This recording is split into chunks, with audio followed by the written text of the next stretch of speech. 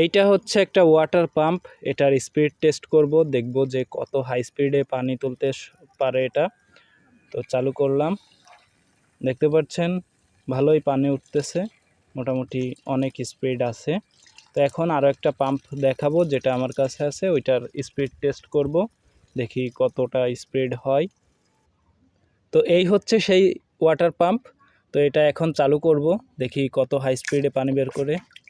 তো দেখতে পাচ্ছেন যে অনেক পানি তুলতেছে এবং স্পিডটাও কিন্তু আগেরটা থেকেও ভালো আছে এটাই।